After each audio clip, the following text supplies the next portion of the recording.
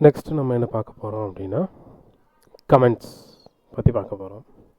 கமெண்ட்ஸ்னால் என்ன அப்படின்னா, நம்ம எழுதின கோடை பின்னாடி யார் வந்து டெவலப் பண்ணுவாங்க, என்ஹான்ஸ் பண்ணுவாங்க நமக்கு தெரியாது.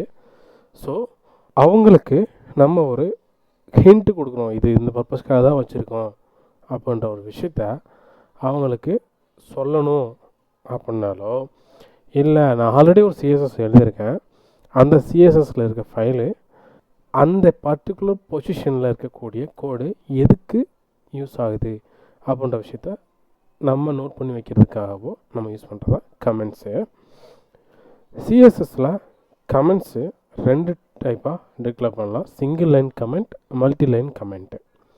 சிங்கிள் லைன் கமெண்ட்டு எப்படி பண்ணுறதுன்னு இப்போ பார்க்கலாம்.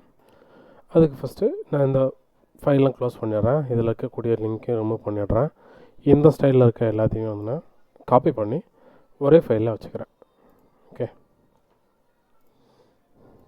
முன்னாடி ஸ்டைலுங்கிற ஒரு டேக் கொடுக்கணும். ஸ்டைல் டிக்ளேர் பண்ணும்போது அந்த டேகை ஓப்பன் அண்ட் க்ளோஸ் பண்ணிக்கிறேன்.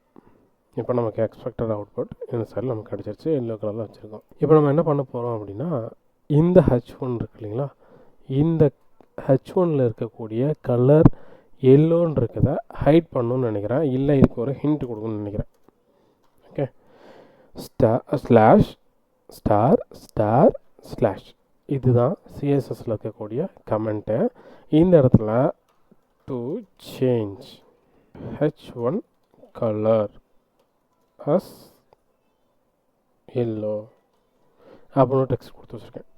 இந்த சிஎஸ்எஸ் எதுக்கு யூஸ் ஆகுதுன்னு இங்கே ஒரு ஹிண்ட்டு நமக்கு கிடச்சிருக்குதா. இப்படி ஹிண்ட்டு கொடுத்து வைக்கிறதுக்காக இந்த கமெண்ட்ஸை யூஸ் பண்ணலாம். ஓகே, ஒருவேளை நான் மல்டிபிள் லைனில் கொடுக்கணும் அப்படின்னா நான் என்ன பண்ணுறது அப்படின்னு கேட்டிங்கன்னா, backslash star star backslash கொடுத்துட்டு நீங்கள் எவ்வளோ லைன் வேணாலும் இதுக்குள்ளே எழுதிக்க முடியும்.